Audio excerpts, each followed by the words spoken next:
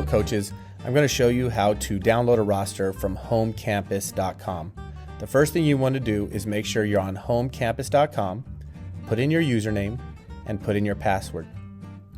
Once you log in to Home Campus, it'll take you to a home screen, and on the left-hand side, you'll see Clearance. Click Clearance, find the sport that you want the roster for, choose Export Excel on the top right-hand corner. It will download a file, choose that file, and it will open in Excel. You may get a screen that looks like this. Choose Yes. You may have to enable editing.